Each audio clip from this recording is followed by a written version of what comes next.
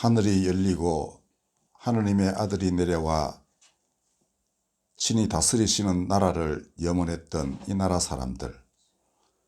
그 나라에서는 짐승처럼 사는 사람이 진짜 사람 되는 곳이었습니다. 그것은 좁고 험한 길 가는 것, 빛도 없는 고통의 긴 시간을 지나야 이루어지는 소망이었습니다. 그러나 이 민족에게 큰 환난 닥칠 때마다 이 백성은 그 고난의 길을 감내했고 또 열매를 얻었었나이다. 일제가 신사 참배를 강요했을 때 주기철 목사는 주 재림 가깝네, 일사각오로 믿음을 지키자 했습니다. 그 믿음은 아직도 살아있는지 저희가 다시금 돌아볼 수밖에 없는 오늘의 현실입니다. 사람들이 다시 짐승의 모습으로 바뀌어가고 있나이까? 다시 한번 하늘이 열리고 아버지의 나라가 사람 마음에 찾아들어와 진흙 속에 몸이 잠긴 사람들이 고개를 들고 하늘로 향하여 눈을 들게 하여 주옵소서. 그리고 그 육신마저 하늘로 떠올라 하늘로부터 임하시는 당신의 아들을 만나게 하여 주옵소서. 그것은 온 천지 모든 것이 사라져도 결코 사라지지 않는 아버지의 말씀입니다. 그 말씀이 우리 세포 하나하나 다 스며들어 진실로 우리가 하나님의 형상 이루게 하여 주옵소서. 우리 구주 예수 그리스도 이름으로 감사하며 기도드렸습니다.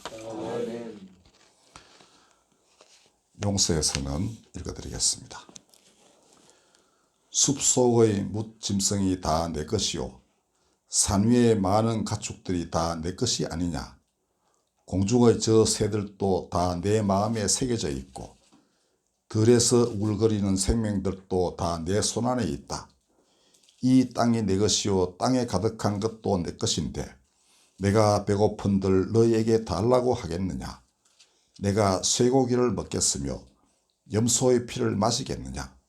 사람이 하느님에게 바칠 제물은 감사하는 마음이요 사람이 지킬 것은 지존하신 분에게 서원한 것을 갚는 일이다. 어려운 일을 당할 때 나를 불러라. 구해주리라. 너는 나에게 영광을 돌려라. 아멘. 교동문 6. 개천절이 다가오면 제가 늘 옛날에 읽었던 대종교 계열의 한 학자가 쓴 글이 자꾸 떠오릅니다. 그 책을 누가 빌려달라 해서 빌려주고는 영 돌려받지 못해가지고 지금 누가 어디다 썼는지 기억이 안 납니다. 조그만 책자였어요. 요지는 그거였습니다. 일단 단군신화부터 이제 말씀을 다시 한번 드리죠. 삼국유사에 기록이 되어 있고 제왕운기라든지 다른 책에도 조금씩 다르게 기록이 되어 있는데요. 하나님 이제 환인이라고 되어 있습니다. 환인은 우리나라 말로는 한님이 이제 그 한자로 표현할 때 환인이 됐다고 해요. 그 아레아 한글 한. 근데 그 한님은 기독교에서 하나님으로 이렇게 차용을 해서 우리가 성경을 가스를 그렇게 하나님으로 번역을 하게 돼요. 뜻은 한님이라는 뜻은 하도 커서, 한이라는 게 무한히 크다라는 뜻입니다. 한없이 커서 오직 한 분일 수밖에 없다라는 거. 그 무한히 큰 분이니까 한 분일 수밖에, 둘이 있을 수 없는 그런 아주 적절한 용어고요. 그래서 성서학자들은 우리나라 한글에서 하나님으로 번역한 것을 세계 최고의 번역으로 칩니다. 그 영어의 God은 인도에서 신에게 제물을 바칠 때 그 제물을 받는 존재 이런 뜻이고, 우리는 그하고 차원이 다른 그런 표현입니다. 그 영어의 God은 뜻이 뭐예요? 아무것도 없죠. 뭐. 자, 그런데 그 환인이 이제 아들이 있었는데 그 중에 서자였습니다. 환웅이 이제 서자인데요. 천하의 뜻을 두어 인간 세상을 구하고자 했습니다. 널리 인간을 이롭게 할 만한 존재인가를 아버지가 잘 보고는 네가 내려가서 다스려라 이렇게 해요. 그리고 뭐 천부인이라는 신비의 그 어떤 거를 도장 같은 걸 주고요. 그 세 개를 줬다고 돼 있는데 그 다음에는 이제 무리 3,000명, 그 다음에 풍백, 우사, 운사, 그러니까 이제 비구름 이런 거 다스리는 그런 이제 존재들을 같이 내려보내요. 그런데 이제 환웅이 우리나라 태백산 신단수 아래에 신시를 베풀었다라고 되어 있습니다. 그러니까 신시는 이제 오늘날로 치면 하느님이 다스리시는 도성 이런 뜻 아니겠습니까? 신시. 근데 문제는 거기에 있는 사람들을 이야기가 다 빠져버리고 누가 살았는지 뭐 아무것도 없어요. 대신에 짐승 둘이 등장합니다. 하나는 곰과 하나는 또 하나는 호랑이인데 이들이 한 동굴에 살았다고 기록을 했습니다. 근데 곰과 호랑이가 한 동굴에 삽니까? 아니죠. 이거는 이제 사람을 의미하는 것입니다. 그러니까 지금은 뭐 그게 곰 토템, 호랑이 토템이라고 계속 이제 그런 종족으로 생각을 했지만 이 대종교 학자는 전혀 다른 쪽으로 해석을 해요. 그거는 역사학자들은 뭐 역사학 변천이 그랬다 하지만 자신들이 종교 입장에서 보자면 뭐냐 하면은 이거는 짐승 같은 사람이 진짜 사람 되는 길이 무엇인지를 가르쳐 준 것이다라는 거예요. 이 곰과 호랑이가 사람 되기를 그렇게 소원하고 환웅에게 빌어요. 우리 좀 사람 되게 해달라.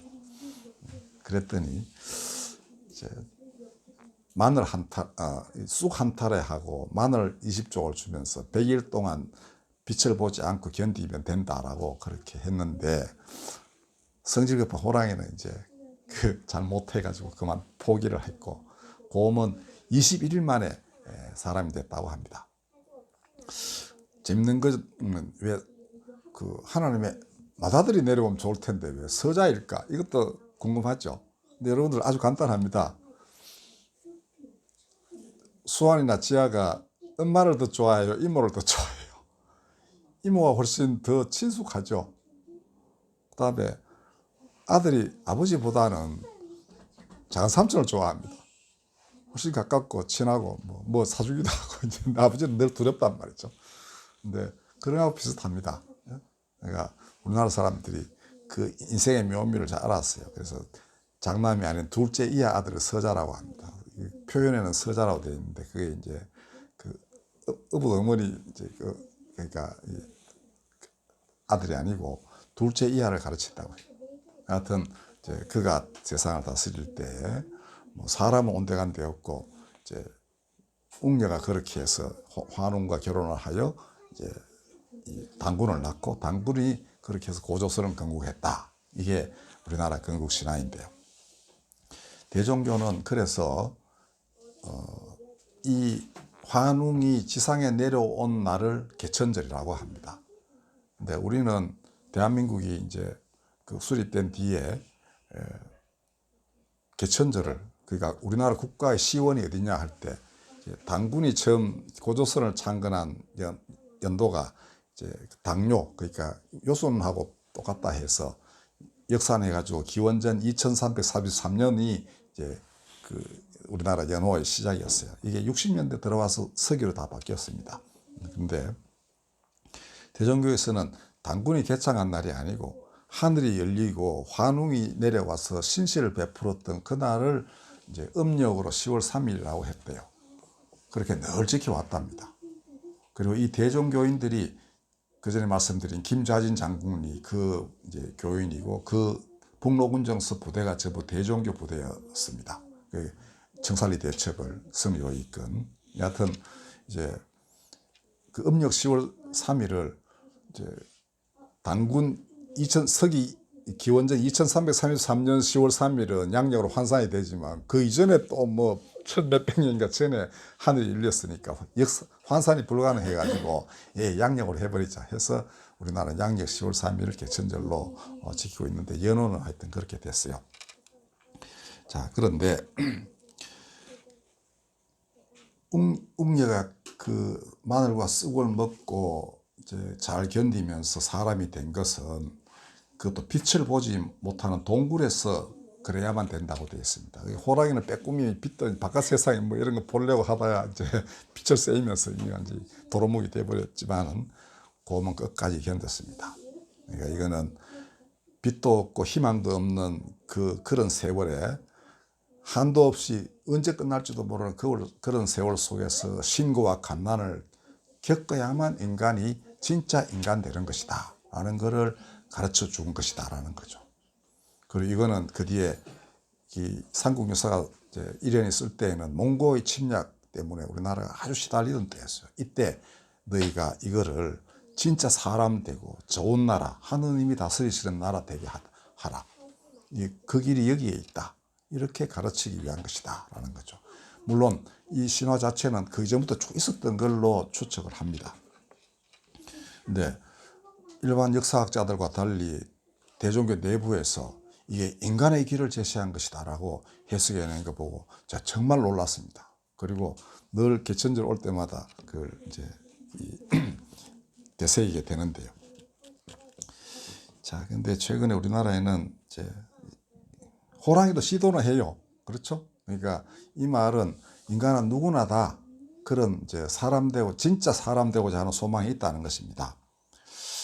근데 최근에 우리나라는 뭐 조국시 때문에 말이 많은데요.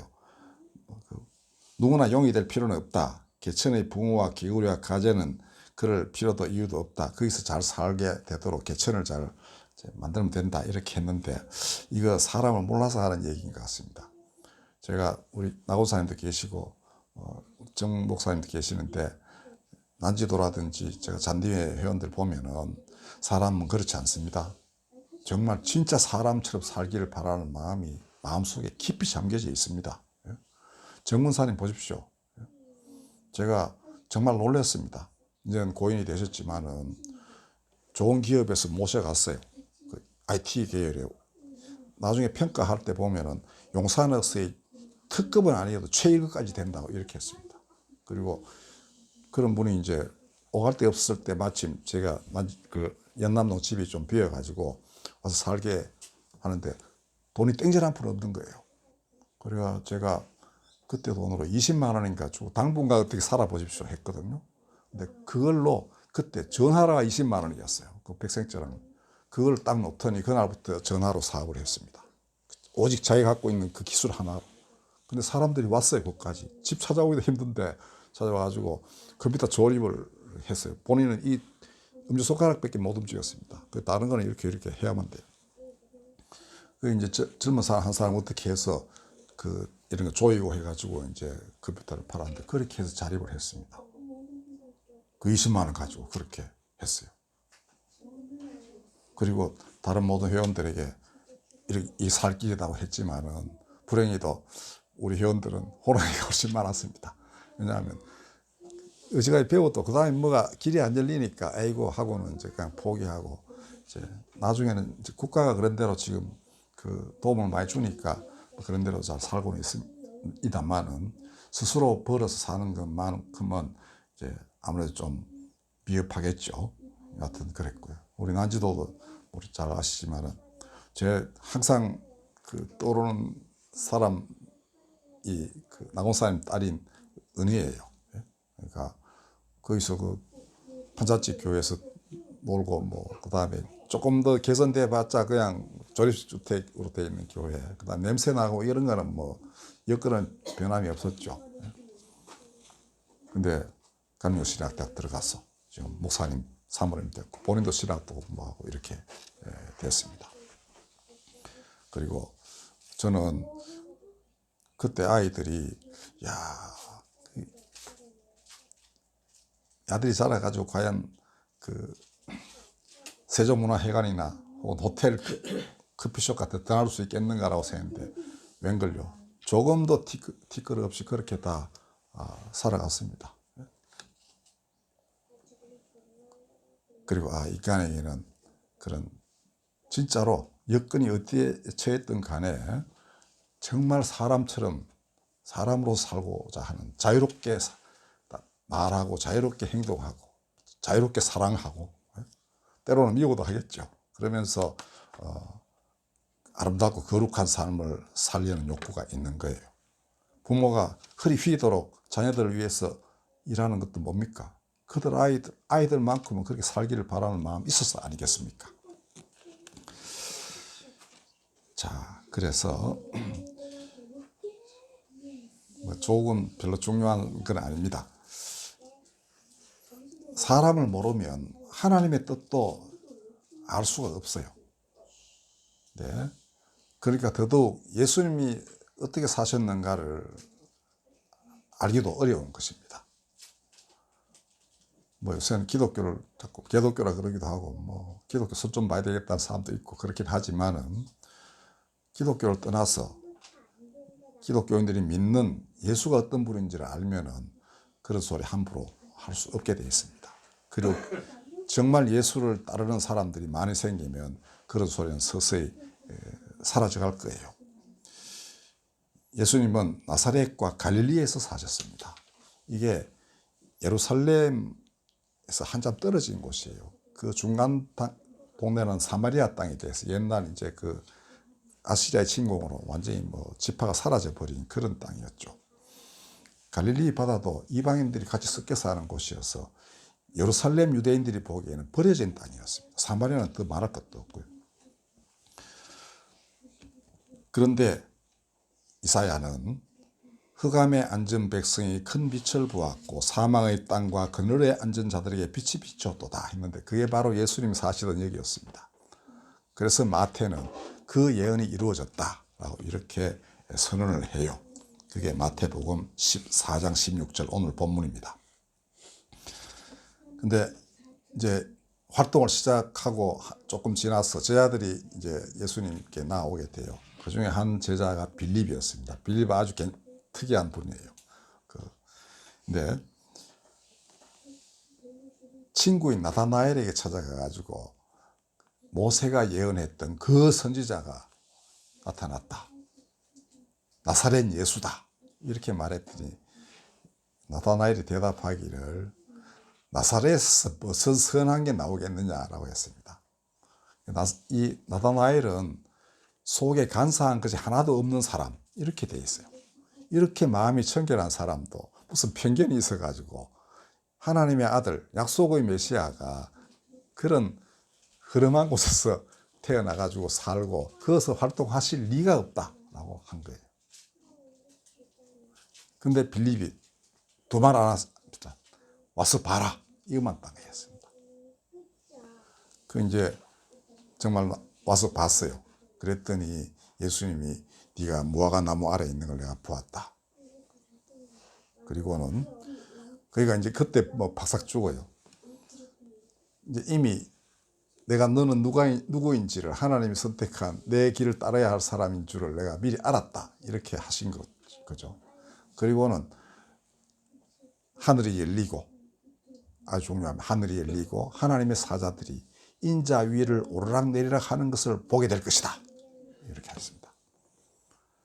하늘이 거기서 열렸다 얘기죠. 예루살렘도 아니고 로마도 아니고 그 갈릴리 나사렛, 거기 작은 곳에서 하늘이 열리고 하나님의 아들이 임하였고, 하늘과 땅이 소통하는 그 모든 것들을 하늘을 나라가 도우고 있다. 이제 네가 그 안에서 나와 함께 일할 것이다. 이렇게 나다나엘을 예수께서 부르시고 인도하셨던 것입니다. 사람들은 정말 아무도 몰랐죠. 그러니까 오직 택함받은 소수의 사람들만 알았는데, 그들마저도 그의 진정한 자비와 의로움을 잘 알지 못했어요. 그래서 사마리아 여인 만날 때에도 제자들은 잘 못 알아봤습니다. 그런데 일단 사람들이 모르는 사이에 그는 갈릴리 어부들을 사람 낚는 어부가 되게 하셨습니다. 그렇죠? 요한, 야고보 형제도 그렇고 베드로도 그렇고 다 배를 버리고 이제 예수를 따랐습니다.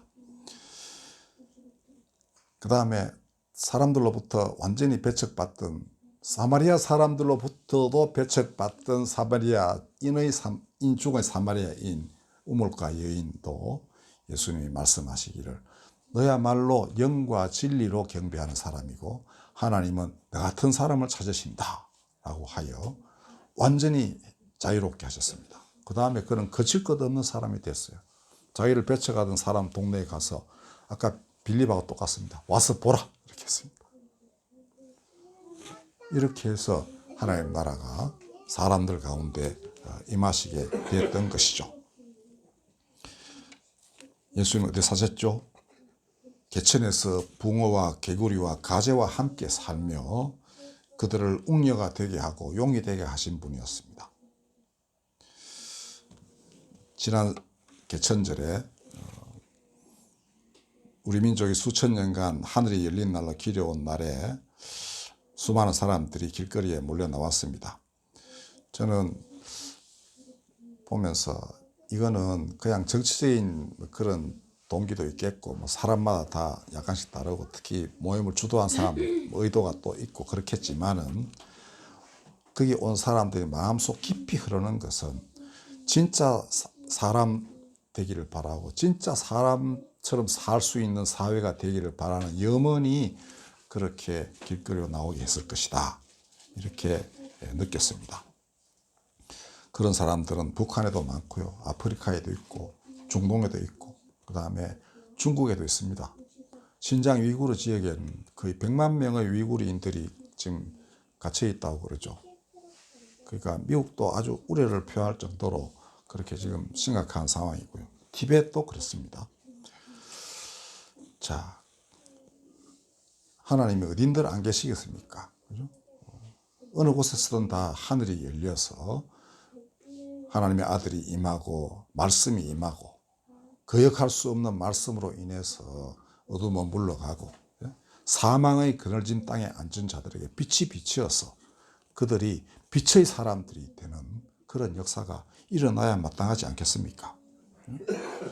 북한 역시 그렇죠. 북한은 당군능 발굴했다 해가지고 거창하게 당군능 조성하고 그렇게 당군을 기리고 있는데요. 글쎄요. 당군 신화를 만든 사람들이 정말 의도했던 짐승처럼 사는 사람이 진짜 사람처럼 살게 되는 그 염원이 담겨 있는 것이 당군 신화라는 것을 과연 알기나 하겠습니까? 알려고도 하지 않을 거죠. 사람들을 개데이처럼 취급하고 한거하는 자는 그냥 온갖 고문, 투옥, 그다음에 살해 서슴지 않으니 탈북했다 돌아온 사람의 경우에 더욱더 그렇다는 거 아닙니까? 그거는 정말 당군능을 조성한 사람으로서는 해서는 안 될 일을 그는 하고 있는 것이죠.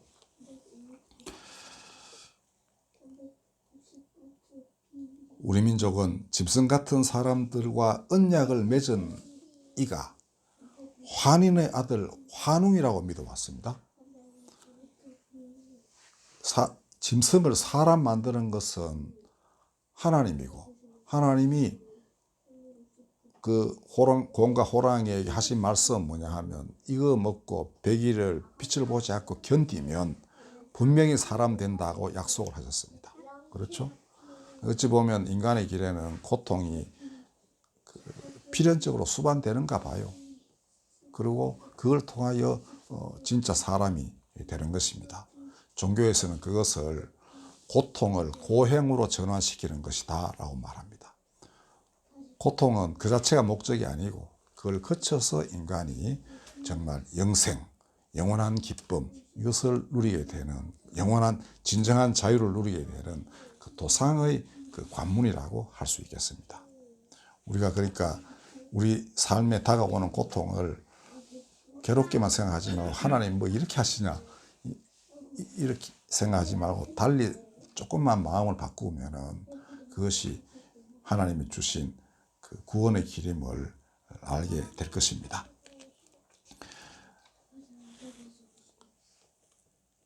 저는 그날 거기서 혹시 하늘이 열리고 이 땅의 모든 곰과 호랑이들을 다 진짜 사람 되게 하겠다라고 하시는 하나님의 말씀이 임하고 계신가 이렇게도 느꼈습니다. 여기 보면 바로 거기 뭐 어딘들 안 계시겠습니까만은 고통받는 곳에는 늘 그가 계시죠. 십자가를 지신 분이 이제는 십자가 벗어놓고 사람들 고통받는 곳에는 나이 내몰라라 저건 저거 잘못해가지고 벌 받는다 이렇게 하실 리가 없는 겁니다. 그죠? 아까 우리 찬송했죠. 고통받으면 그분의 못 자고 난 손을 만져라. 거친 세상에서 실패하거든. 못 자고 난 손을 만져라. 이렇게 했습니다. 그러면 그 손으로 이끌어 가시는 거 아니겠습니까? 그죠? 그가 육신으로 오셨지만 그 말씀은 육화였고요. 그러므로 그는 언제나 말씀입니다. 그 실체는. 그죠? 하나님의 말씀. 천지는 사라져도 없어지지 않을 말씀이 그의 실체예요. 그러니까 무형의 존재이시지만 그런 측면에서 보면 물론 한 모습으로 오셨으니 그대로 계시겠지만 그보다 더 중요한 것은 그는 말씀이라는 것입니다. 그 말씀은 제약을 받지 않죠. 그죠? 거기 계시면 다른 모든 곳에도 한 개개인의 삶 가운데서도 언제나 찾아오시는 분 아니겠습니까? 이 어떤 개천절에 있었던 일들이 우리나라 사람들로 하여금 새로운 그 신앙의 계기가 됐으면 싶습니다. 우리나라 수천 년간 믿어온 그 하나님에 대한 신심이 즉 전통 종교의 하나님 신앙이 예수 그리스도에 대한 신심으로 이렇게 성화되고 그 다음에 그리스도 안에 있는 무수히 많은 보화들이 그 사람들에게 흘러넘쳐서 정말로 진짜 사람 되는 그런 길이 열렸으면 싶습니다. 그게 휴거입니다. 짐승이 사람 되는 게 휴거지 딴 게 휴거일 리가 없습니다. 몸이 하늘 올라간들 고통 의심 많고 고통 많은 사람들이 올라간들 뭐 하겠습니까? 그죠? 그건 그렇지 않아요. 진짜 사람 되고 자유롭게 되고 영원한 삶을 얻는 그 자체가 바로 휴거라고 믿어야 됩니다. 그 휴거는 뭡니까? 가서 하늘로부터 오시는 분과 만나는 것 아닙니까? 그 만남이 휴거의 목적이지. 그 만남은 말씀과 하나가 되는 것이고 말씀이 내 안에 살아 숨쉬는 것일 수밖에 없는 것입니다. 그리고 그거는 이 땅의 모든 사람들에게 다 임해야 할 하나님이 지으신 사람은 마땅히 성취해야 할 그 무엇일 수밖에 없는 것입니다. 우리는 그래서 그리스도의 십자가를 지신 그분의 자비를 믿는 것이죠. 주기철 목사님 일사각오라는 뭐 설교도 있고요. 노래도 있는데 제가 그저께 알았어요. 그 노래가 쭉 나오던데 거기 보니까 주 재림 가깝네 이게 있었습니다. 그러니까 그가 일제히 탄압하에서 신사참배 교회를 좀 덮쳐 교회가 다 오케이 이렇게 해버리고만 결코 하지 않은 교단이 침례교는 하나입니다. 모든 장로교, 감리교, 뭐 성공회니 지금 뭐 이렇게 성공회 이런 데 다 뭐 많이 하죠. 근데 하나 남김없이 뭐 기장 다 남김없이 전부 다 신사참배 결의를 했고요. 그 마지막으로 장로교가 38년 평양노회에서 했다는 거 아닙니까? 그 전에 주기철 목사는 산정행교회 담임 목사였고, 그 다음에 뭐 이렇게 면직도 그렇죠. 그 다음에 목사직을 파면당해요, 나중에. 그거 회복시킨 게 2006년입니다. 그러니까 그게 이제 이유는 그때 그 결의한 사람들이 계속 교회 주도권을 잡는 바람에 자기들이 이제 좀 미안하고 뭐 이래가지고 늦춰졌을 것이다. 상당 부분 죽고 난 뒤에야 했다. 뭐 이런 얘기도 있는데요. 하여튼 고난이 격심할 때마다 우리나라 사람들에게는 하나님 신앙이 되살아났는데 그게 메시아 신앙이었습니다. 그냥 단순히 하나님을 믿는 게 아니고 그리고 메시아 신앙은 사람이 이제 이 속박에서부터 벗어나는 것이었습니다. 주 재림이라는 게 뭡니까? 그가 오시면 우리도 올라간다 이거죠. 이 일제의 탄압 다 뒤로 하고 독립한다 이런 거겠죠, 그죠? 자, 그러므로 우리는 전통적인 신앙 고백 중에 많은 것들을 더 현실과 접목시키고 그다음에 더욱더 구체화하고 해야 됩니다. 그리고 그 핵심에 바로 예수 그리스도가 계신 것이죠. 거기 계신 분은 서초동에도 계시겠죠. 옛날 촛불 때도 계셨을 테고 어디 곳에나 다 계십니다. 그리고 양보하시지 않는 게 있죠. 아버지 하나님을 뜻대로 너희가 살아라 이겁니다. 그리고 그 한 가닥 마음이 있다는 걸 아신 겁니다. 호랑이에게도 있고 곰에게도 있고 다만 지키지 못해서 아직 사람 덜 됐을 뿐이다. 그러나 다시는 돌아온다 언젠가는. 이게 그분이 십자가를 친 이유이기도 합니다. 그는 많은 사람들이 고백했습니다. 그가 의인을 위하여 죽은 것이 아니다. 죄인을 위하여 돌아가셨다. 이렇게 했습니다. 그러니까 자기가 죄인임을 아는 사람들은 그렇게 새 사람이 되고 진짜 사람 되는 것이죠. 우리 지금 격변기입니다. 우리나라. 그때 모든 사람들이 정말 다시금 하나님이 계시다는 걸 알아야 됩니다. 그리고 그분은 그냥 높은 데 가만 계시는 게 아니고 문을 열고 친히 말씀으로 임하신다는 것을 깨달아야만 합니다. 기도하겠습니다.